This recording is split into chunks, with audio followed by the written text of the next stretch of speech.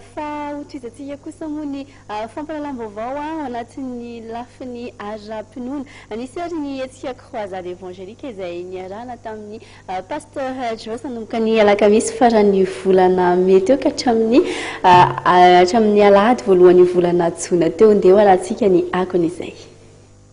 Fa miazana ny croisade évangélique niaraka tamin'ny pasteur Jos nitanterana teny Andranomena ny 20 telopolo May ny sabotsy raika amin'ny telopolo May ary ihany koa ny alahady iray jona farany teo.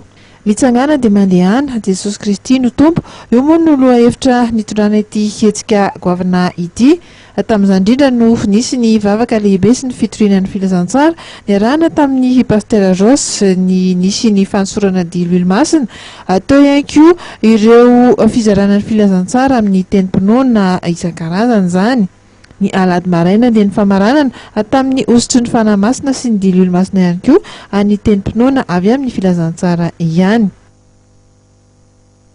Tapitra tao anatin'ny fanadihadiana iny ary ny fampahalalam-baovaontsika mbola maneho fankasitrahana sy sorana anao hatrany nanjo izany hatramin'ny farany azadonana hatrany ny fandaharana mahery manokana ho an'ny tompon-daka maneran-tany fiadinan'ny baolina fiadina tompon-daka maneran-tany amin'ny baolina kitra 7-20 raha ianao na aoriana izao fampahalalam-baovao izay izay fandaharana mahery spécial mondial 2014 izay koa anasanay anao hatrany dia mirary alina finaritra ho antsika tsirairay avy any tokantrano any ary metraka vilo mandra-piona ho manaraka indray ny tenako.